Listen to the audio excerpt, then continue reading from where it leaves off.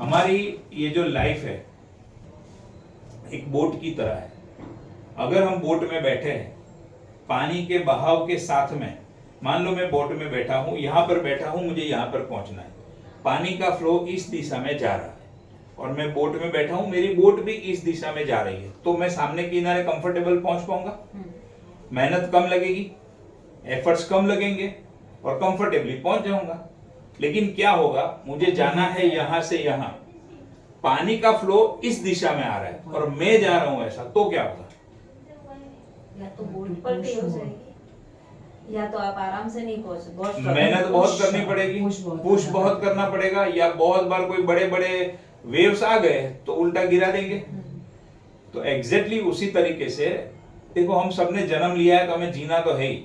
किसका 65, किसका 70, किसका 75 साल का उम्र है, उसका आयुष्य है, अब जीना तो है ही। लेकिन अगर एस्ट्रोलॉजी का सहारा लेकर, इसका मार्गदर्शन लेकर अगर हम हमारा काम करते हैं तो क्या होता है, जीरो से लेकर जो हमारा एंड ऑफ लाइफ है उसमें अगर एस्ट्रोलॉजी की हेल्प ली तो क्या होगा, आप कंफर्टेबल सामने किनारे पहुंच पाओगे। एक ना एक दिन सबको ऊपर जाना है, सबने जन्म लिया है, एक ना एक दिन तो जाना ही है, वो फिक्स है, उसमें आपका और मेरा कुछ चलने वाला नहीं है, वो तो फिक्स है। बट उसके बीच में हम क्या करते हैं, कैसे करते हैं, वो हमारे हाथ में। अगर एस्ट्रोलॉजी की हेल्प ली तो अच्छे से कंफर्टेबल अपनी लाइफ जी पाओगे।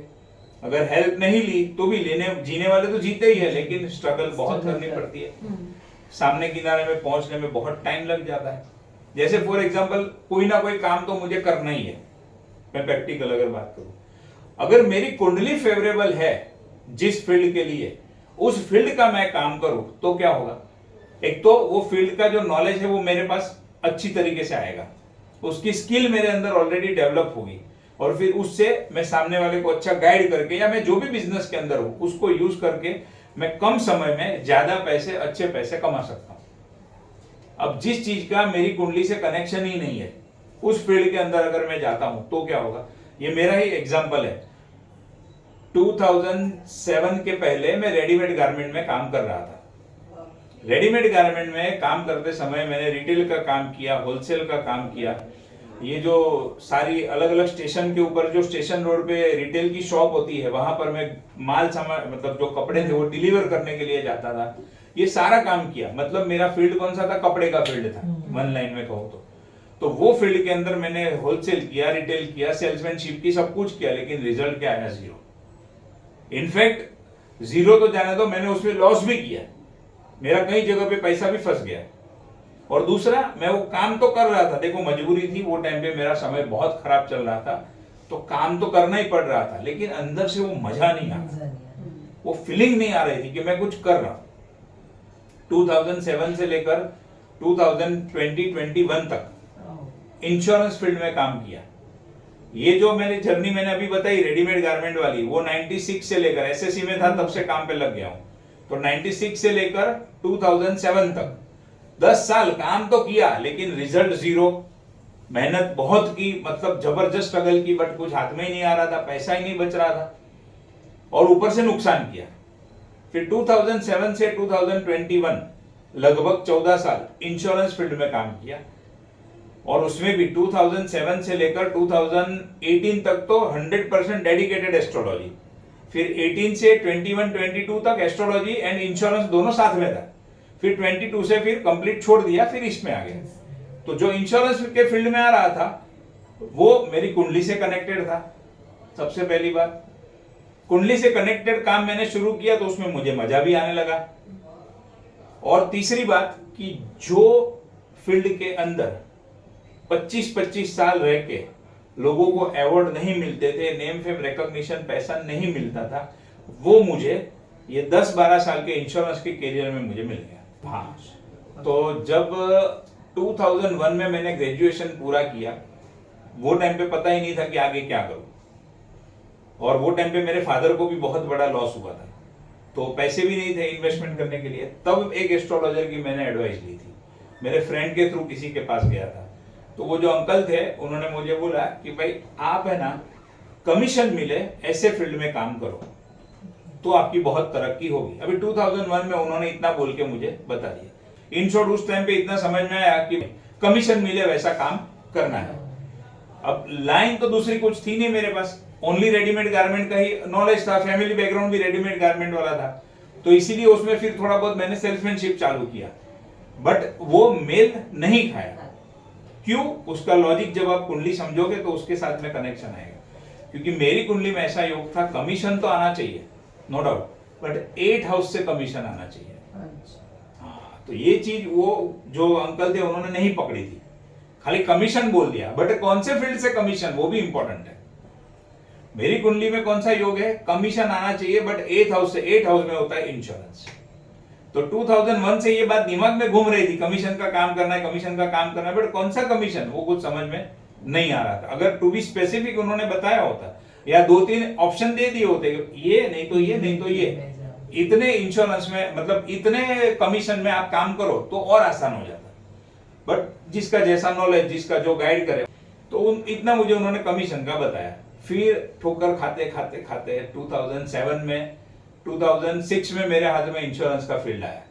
जब इंश्योरेंस का फील्ड आया तो मुझे क्लिक हुआ कि हाँ, वो अंकल ने बोला था कमीशन, तो इंश्योरेंस में कमीशन होता है। तो मैंने बोला चलो अब इसमें थोड़ा इंटरेस्ट लेता हूँ, बट वही पहले क्या इंश्योरेंस में काम करूँ, लोगों के पास जाओ मांगो, ये सब चीजें, बट टाइम खराब था, करना पड़ा तो किया। बट जो किया वो 2007 से लेकर 2018 तक, ये 11-12 सालों के अंदर जितने अवार्ड मुझे मिले, उतने अवार्ड लेने के लिए लोगों को 25 साल लग जाते हैं।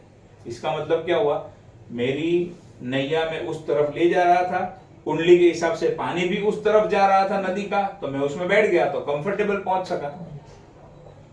उसके बाद में वापस अभी ये फील्ड की जर्नी अगर मैं बताऊं तो 2018 से 2017 से एस्ट्रोलॉजी फील्ड में एंटर हुआ, 1-1.5 साल पूरा सीखने में गया, फिर प्रैक्टिस चालू किया उसका। तो एस्ट्रोलॉजी भी देखो 8th हाउस का ही फील्ड है। आज आप पढ़ोगे 8th हाउस में क्या क्या आएगा, तो एस्ट्रोलॉजी भी 8th हाउस से कनेक्टेड ही है, और इसीलिए मैं एस्ट्रोलॉजी में आगे अच्छा कर पा रहा हूं। तो कहीं ना कहीं 8th हाउस से जुड़ा हुआ काम मैं कर रहा हूं। फिर सवाल ये आता है कि ऐसे चाहे कमीशन हो या कंसल्टेशन, मैं अभी वही आ रहा हूं। फिर सवाल ये आएगा कि कमीशन का लाइन अच्छा था, तो फिर कमीशन से आप इसमें आए क्यों, चेंज क्यों हुआ? उसमें मैं बोलूँ शायद आपका इंटरेस्ट और इंटरेस्ट से ज्यादा, देखो इंटरेस्ट कब आता है मालूम है, इंटरेस्ट से ज्यादा होती है इंपॉर्टेंट दशा। जैसे जैसे दशा घूमेगी वैसे वैसे आपका इंटरेस्ट चेंज होगा। दशा आपको खींच कर लाती है, बट इंपॉर्टेंट क्या है, आपकी कुंडली के अनुसार जो फील्ड है ना, 8th house, 5th house, 6th house, 7th house, उसके अंदर आपको रहना है। फिर उसमें भले आप वो हाउस के अंदर 3-4 काम का जाते हैं, उसमें से आप कोई भी करो, वो ठीक है। तो ये सारी चीजें टेक्निकल है, बहुत आप समझोगे तो आपको बहुत इंटरेस्ट आएगा। और जैसे ही मेरी कुंडली में दशा चेंज हुई, ऑटोमेटिक इंश्योरेंस का कम हो गया और ये फील्ड का मेरा काम चालू हो गया। अब इंपॉर्टेंट क्या है, अब मैं अभी भी मेरे इंश्योरेंस के फील्ड को पकड़ के बैठा रहूं तो क्या होगा, मुझे रिजल्ट नहीं मिलेगा।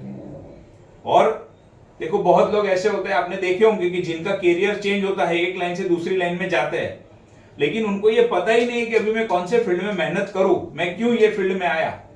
ईश्वर की कृपा से मैं एस्ट्रोलॉजी के फील्ड में आया, तो मैंने पूरा मेरा बैकग्राउंड चेक किया कि क्या इंश्योरेंस मेरे लिए फेवरेबल है, नहीं है, अब आगे फ्यूचर में मेरे लिए क्या फेवरेबल है, आने वाली दशा मेरे लिए क्या लेकर आने वाली है।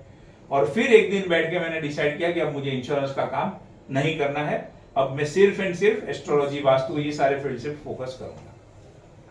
तो अगर ये चीजों का नॉलेज नहीं है एस्ट्रोलॉजी का, तो आप ये डिसीजन भी नहीं ले पाओगे, कंफ्यूजन में रहोगे। मान लो कोई व्यक्ति का बिजनेस है, एक डायमंड का बिजनेस है और एक कंस्ट्रक्शन का बिजनेस है।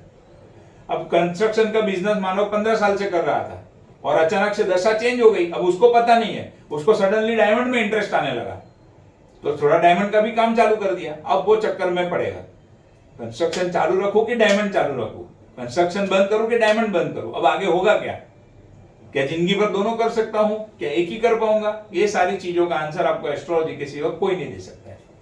और मैं हमेशा ये कहता हूं, एस्ट्रोलॉजी एंड वास्तु सीख के दूसरों का भला तो हम जब करेंगे तब करेंगे, दूसरों का भला जब होगा तब होगा, लेकिन सबसे पहला भला किसका होगा, हमारा खुद का होगा। ये चीज हमेशा ध्यान में रखना। आपने ये कोर्स की फीस भरी, आपको इसमें से सीख के 8-10 पॉइंट अपने जीवन के मिल गए, जीवन पूरा ट्रांसफॉर्म हो जाएगा। दूसरों का तो आप भला करोगे, लेकिन पहले तो आपका ही हो जाएगा। आपको परफेक्ट गाइड कौन दे सकता है? एस्ट्रोलॉजी दे सकता है। एक अच्छा और एक सच्चा एस्ट्रोलॉजर दे सकता है। एस्ट्रोलॉजर तो बहुत है, वास्तु कंसल्टेंट बहुत है, ये फील्ड में भी ऐसे ही है। 90% लोग उल्लू बनाते हैं, डराते हैं, बेवकूफ बनाते हैं, आपकी मजबूरी का फायदा उठाते हैं। 90% लोग ऐसे हैं। 10% लोग हैं, गिने चुने लोग हैं जो सही गाइड करेंगे, स्पष्ट बोलेंगे, गोल गोल घुमाना नहीं है। ऐसे बहुत कम लोग मिलेंगे आपको, बट जो इस तरीके से करेंगे वो आज नहीं तो कल टॉप पे जाएंगे, वो पक्का है।